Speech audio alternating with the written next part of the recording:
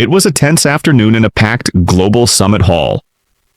The air was thick with anticipation whispers echoing through the corridors. Leaders from across the world had gathered, but two figures stood out above all others.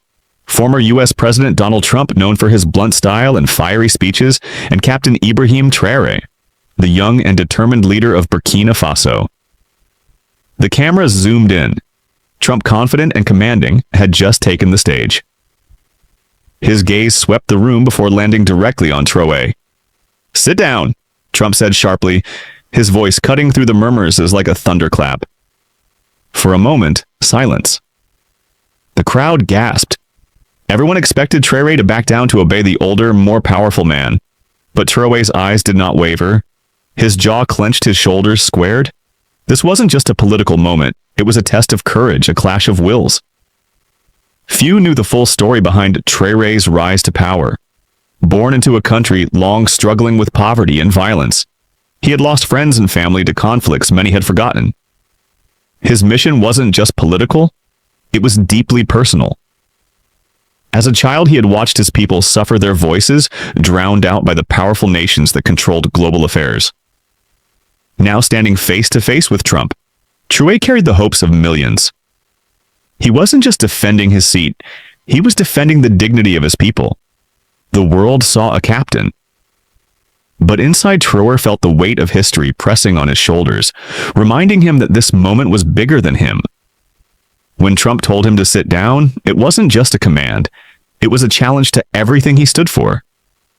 Then Traoré spoke. His voice was calm but filled with quiet strength, echoing clearly through the hall. "No, Mr. Trump," he said simply. "I will stand for my people, for my country, and for the truth." The room fell into stunned silence. Eyes widened, breaths caught. The unexpected defiance wasn't just rebellion. It was hope. Trump's face flickered with surprise, then a rare moment of respect. Traoré's words weren't just a comeback. They were a declaration that the world was changing. No longer would young leaders from Africa be pushed aside or silenced. That moment, raw and electric, marked the beginning of a new chapter in global politics. One where courage and dignity stood tall against the old order. After Traoré's bold refusal, the entire summit hall seemed to freeze. Cameras flashed, reporters whispered, and world leaders exchanged uncertain glances. The usual order of power where seniority and wealth commanded respect was suddenly challenged. Trump's eyes narrowed, clearly caught off guard. This young captain from a small African nation was not just standing his ground, he was shining a spotlight on the world's inequalities. Traoré's gaze was steady, unshaken by the magnitude of the moment. He wasn't angry, just determined. The crowd felt the weight of his words, the strength behind them. This wasn't about politics anymore. It was about justice, pride, and the voice of the unheard. Back in Burkina Faso, Traoré's journey was marked by hardship and loss. His family's village had faced repeated threats from armed groups. He lost childhood friends, and the memory of those nights, when the stars seemed to disappear behind smoke and fear, never left him. But it was also a story of hope. Traoré learned early that courage wasn't the absence of fear, but the choice to stand up, despite it. Every decision he made on that stage was fueled by those memories. He wasn't just defending himself. He was standing for every family who had suffered in silence. News outlets buzzed worldwide. Videos of the confrontation went viral within hours.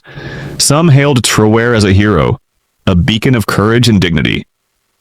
Others debated the meaning of his defiance, but the people of Burkina Faso, watching on shaky phone connections, felt a surge of pride. Their leader wasn't just a figurehead. He was a man who refused to be silenced on the world's biggest stage.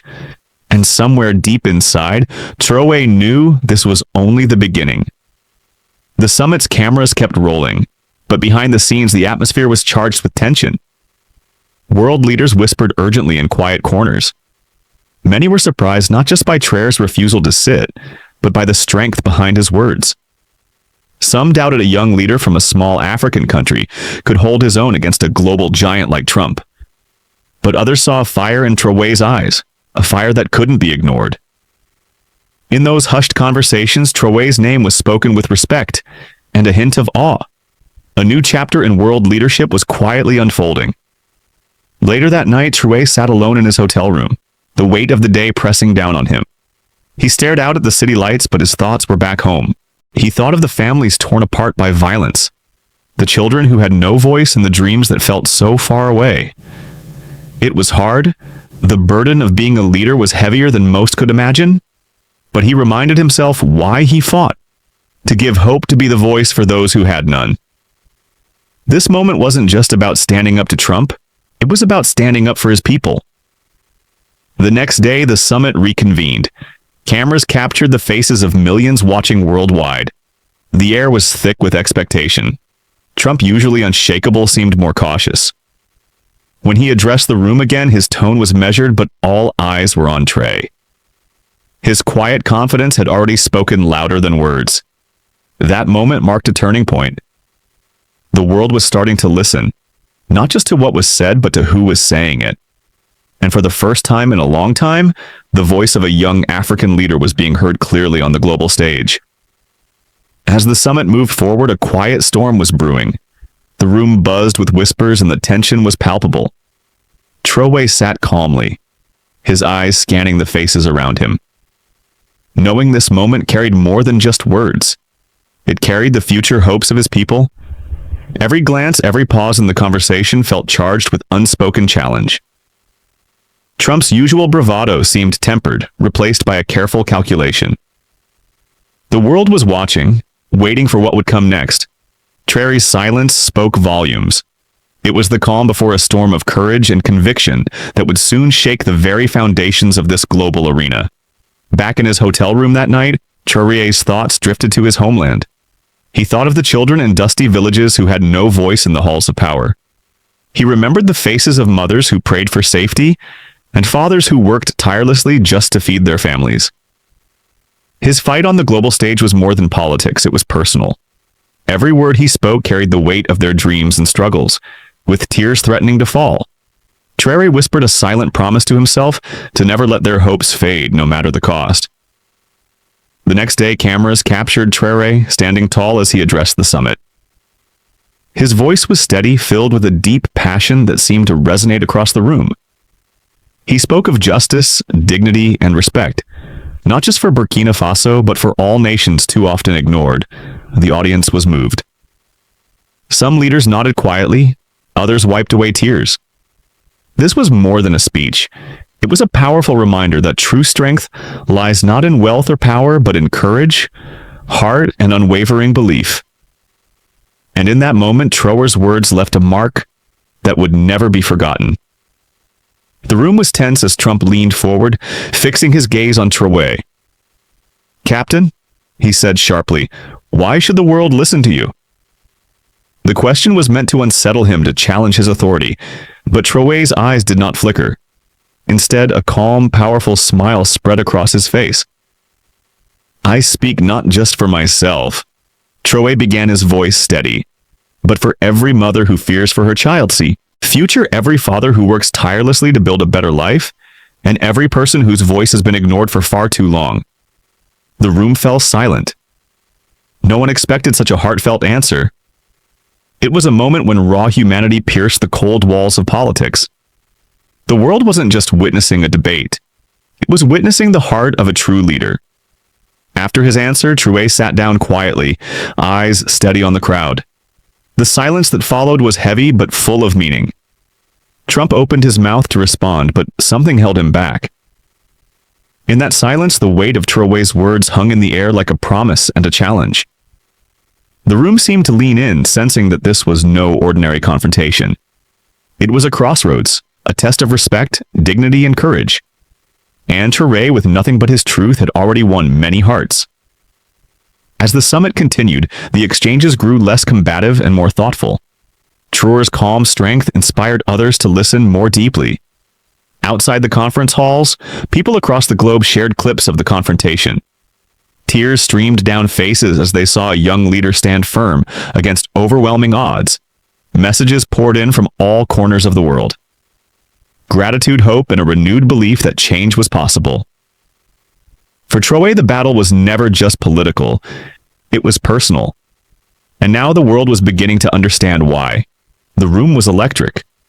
After the heated exchanges and moments of silence, something had shifted. Traoré's bravery and calm wisdom had begun to ripple beyond the summit's walls. Whispers grew into conversations. Conversations turned into admiration. Even those who doubted before now looked at Traoré with newfound respect. He wasn't just a young leader from Burkina Faso anymore. He was a symbol of courage, a beacon for the unheard. That night, as Traoré prepared to leave, he knew this moment wasn't about winning arguments. It was about sparking change, a fire of hope in the hearts of millions. Back home, news of the showdown spread like wildfire. Families gathered around radios and TVs, eyes shining with pride and tears. Children saw a leader who stood tall when the world tried to push him down. Mothers whispered prayers and fathers spoke of the strength they hoped their children would one day inherit. Traoré's words had crossed borders and oceans. He wasn't just fighting for Burkina Faso, he was fighting for dignity everywhere. His courage was now a legacy, inspiring countless hearts to believe in a better tomorrow. In the days that followed, world leaders, activists, and ordinary people spoke of that unforgettable moment. Traoré's powerful comeback wasn't just a response, it was a declaration. Respect is earned through courage and truth, and as the video of that exchange went viral, millions were moved, many to tears. If you felt the power of this story, the courage of a true leader, don't keep it to yourself. Like, subscribe, and share your thoughts below. Tell us how this moment touched your heart. Your voice matters. Together we can keep hope alive and inspire more stories of bravery like Ibrahim Traoré's.